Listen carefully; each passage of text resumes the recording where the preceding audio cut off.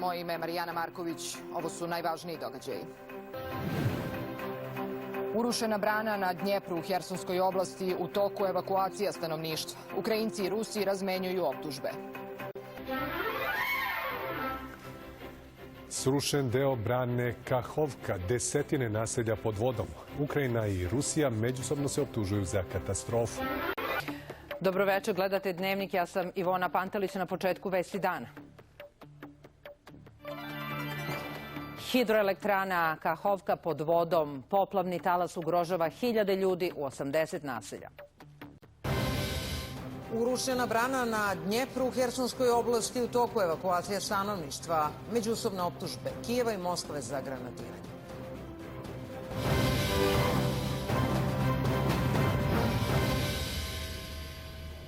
Dobar dan, gledate Nacionalni dnevnik, ja sam Tanja Rađenović. Brana Nova Kahovka u delu Hersonske oblasti koji je pod kontrolom ruskih snaga urušena je jutros u eksplozijama za koje se uzajamno optužuju Rusija i Ukrajina.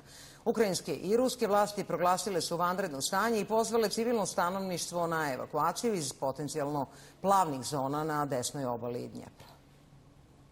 Brana Nova Kahovka teško je oštećena u noćašnjim eksplozijama da bi posle nekoliko sati bila i potpuno uništena od plimnog talasa. Za napad na branu i njeno uništenje međusobno se optužuje Rusija i Ukrajina.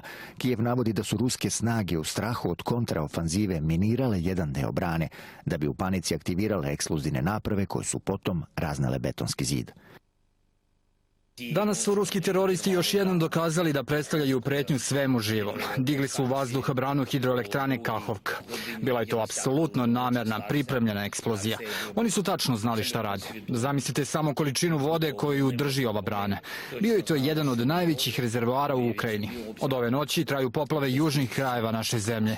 Najmanje 100.000 ljudi živelo je na ovim prostorima pre ruske invazije. Najmanje desetine hiljada su još uvek tamo.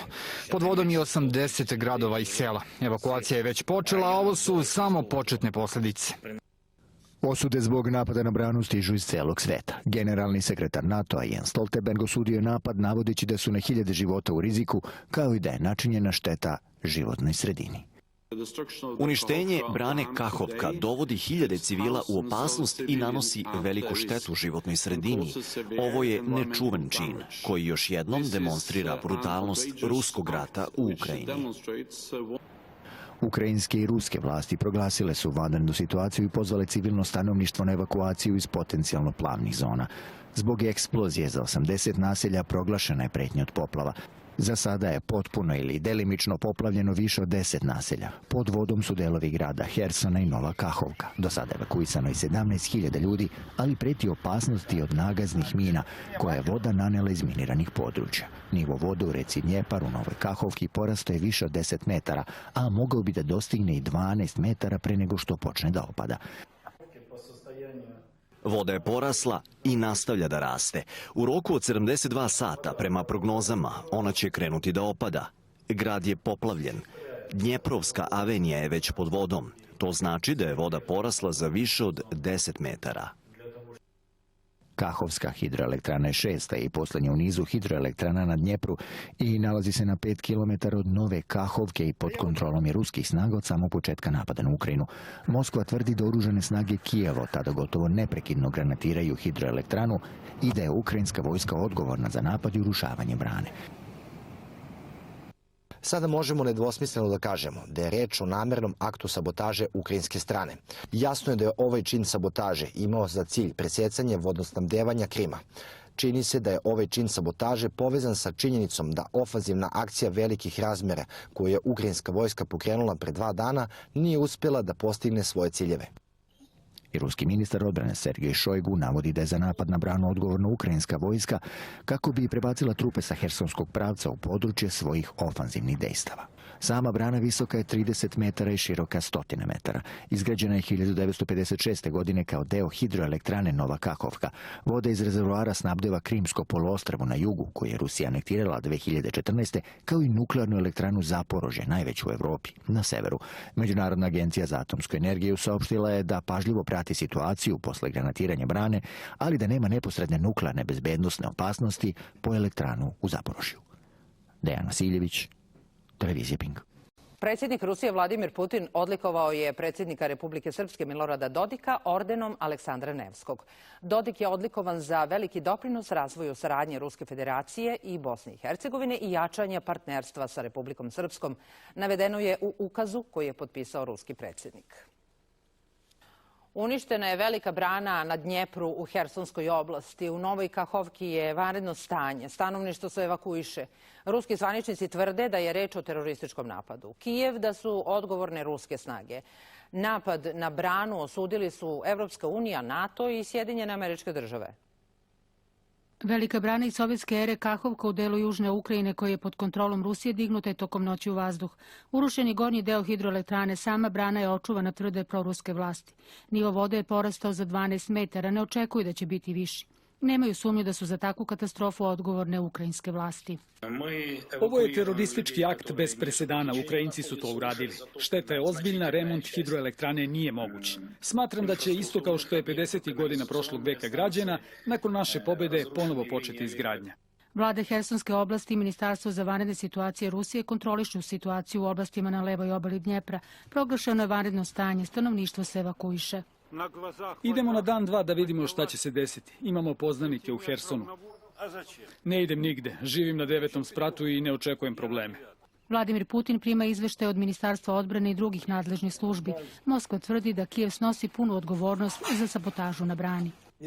Da bi prikrio svoj neuspeh i sprečio ofanzivna dejstva ruske vojske u Hersonskom pravcu, kijevski režim je izvršio sabotažu, odnosno teroristički akt, koji je doveo do potapanja znatnih površina, a to će imati teške i dugoročne posljedice na životnu sredinu. Ukrajinci prebacuju krivicu na Moskvu. Incident istražuju kao ratni zločin i ekocid. Smatraju da je to pokušaj da se spreče ukrajinske snage da pređu Dnjepar. U Kijevu je održana hitna sednica Saveta za nacionalnu bezbednost. Ruski teroristi su to uradili namerno. Tačno su znali šta rade. Digli su branu u vazduh iznutra. Bio je to jedan od najvećih rezervoara u Ukrajini.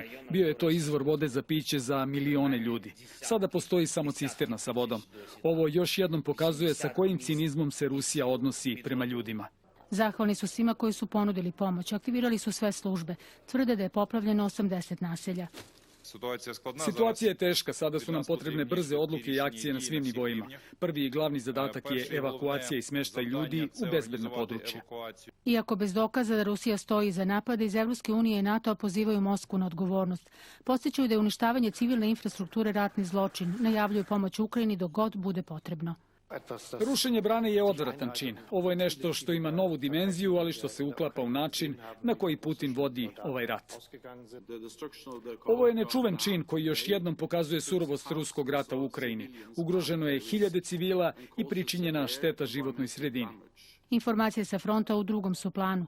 Moskva tvrdi da su ruski vojnici zaustavili pokušaj dugo najavljivane ukrajinske ofanzive na više pravaca i da su Ukrajinci pretrpeli znatne gubitke. Vlasti u Kijevu saopštavaju da su sistemi protivvazdušne odbrane oborili više od 20 ruskih krstarećih projektila. Velika brana u Hersonskoj oblasti Nova Kahovka uništena je tokom granatiranja, a voda se izlila i poplavila okolno područje. I dok ruski zvaničnici tvrde da je reč o terorističkom napadu, Kijev navodi da su za urušavanje odgovorne ruske snage.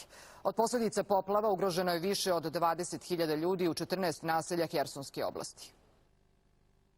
Kao i u mnogim ranijim događajima, i za uništenje brane Moskva i Kijev razmenjuju optužbe i tvrde da su oni drugi krivi za napad. Dok se utvrđuje krivica, poplava je napravila veliku štetu. Voda je ušla u 600 domaćinstava, tvrde lokalne ruske vlasti, a zbog celokupne situacije proglašeno je vanredno stanje u Novoj Kahovki. Voda nastavlja da raste. U cilju spasavanja svih života sprovodi se evakuacija civila iz pograničnih regiona pogođenih poplavama. Formiran je operativni štab, na licu mesta su i članovi štaba Ministarstva za vanredne situacije, guverner kao i predstavnici vlade. U gradu nema panike. Trenutno je nivo vode porastao na 10 metara, a očekujemo da maksimalni porast vodostaja bude 12 metara. Brana je omogućavala ne samo snabdevanje Krimskog poluostrva, već i nuklearne elektrane u Zaporožju, oba pod ruskom kontrolom. Uz to uništavanje brane ugrožava i sistem navodnjavanja, bez koga mnogi poljoprivrednici ne bi mogli da održavaju svoje imanja. Odsustvo vode u ključnim sistemima za hlađenje u dužem vremenskom periodu bi prouzrokovalo topljenje goriva i neispravnost dizel generatora u slučaju nužde. Međutim, naša trenutna procena je da ne postoji neposredan rizik po bezbednost postrojenja. Pretnja za Zaporošku nuklearnu elektranu zavisi od nivoa vode. Ako dostigne kritično nizak nivo, specijalisti će preduzeti hitne mere. Sada se o tome brinu stručnjaci Međunarodne agencije za nuklearnu energiju koji također prate situaciju. Verujemo da je ovaj incident reakcija neprijatelja na akcije ukrajinskih odbrambenih snaga i kontraofanzivu koju sprovodimo. Međutim, Moskva upravo tvrdi da je neuspeh kontraofanzive razlog zbog čega je Kijev uništio branu kako bi fokus sa poraza prebacio na drugu temu. Iako nema zvaničnih podataka za napad, čelnik NATO-a nema sumnje koga treba kriviti za uništenje brane. Uništenje brane Kahovka dovodi hiljade civila u opasnost i nanosi veliku štetu životnoj sredini. To je nečuven čin koji još jednom demonstrira brutalnost ruskog rata u Ukrajini. Nedvosmisleno tvrdimo da je reč o namernom aktu sabotaže ukrajinske strane. Ovaj čin sabotaže može da ima izuzetno teške ekološke i druge posljedice za desetine hiljada stanovnika regiona. Cilj Kijeva je da se prekine snabdevanje Krima vodom. U Hagu su počela saslušanja u slučaju Ukrajine protiv Rusije, a zbog pripajanja Krima Moskvi i naoružavanja pobunjenika Donjecka i Luganska. Kijev traži od Međunarodnog suda da Moskva isplati odštetu i za obarenje malezijskog aviona 2014. godine, u kom je poginulo 298 putnika i članova posade.